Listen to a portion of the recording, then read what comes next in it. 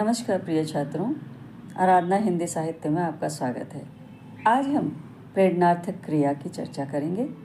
क्रिया यानी किसी काम को करना, और प्रेरणार्थक क्रिया उसे कहते हैं जहाँ क्रिया का वो रूप जिससे कर्ता स्वयं कार्य न कर किसी दूसरे को कार्य करने के लिए प्रेरित करता हो, तो उसे हम प्रेरणार्थक क्रिया कहते हैं।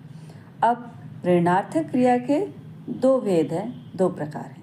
पहला है प्रथम प्रेरणार्थक रूप और दूसरा है द्वितीय प्रेरणार्थक। प्रथम प्रेरणार्थक रूप में कर्ता जो है किसी दूसरे से कहता है कि तुम उठाओ उसको।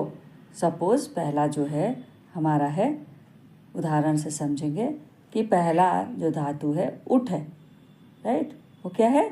उठ है। अब उठ का क्रिया क्या होता है? उठना। और अगर हम प्रथम प्रेरणार्थक रूप को देखें तो उसको क्या होता है? उठाना। द्वितीय होगा उठवाना, माने वो कार्य किसी अन्य के द्वारा कर, उठवाना। चलना उसी तरह चलाना, चलवाना। लिखना, लिखाना, लिखवाना। दौड़ना, दौड़ाना, दौड़वाना। ओढ़ना, उड़वाना, उड़ाना, उड़ावाना।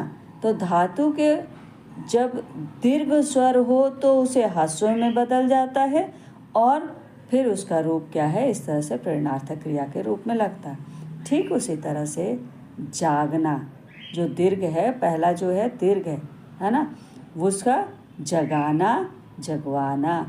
जीतना का जीतना का छोटी बड़ी की मात्रा का है, छोटी में बदल जाती है। फिर उसके बाद जिताना, जितवाना। खेलना का खिलाना, खिलवाना। बैठना का बिठाना, बिठवाना। तो इस तरह से प्रेरणार्थक क्रिया के रूप बदलते हैं। धन्यवाद प्रिय छात्रों, समझ में आ गया हो तो please like, subscribe and share. धन्यवाद।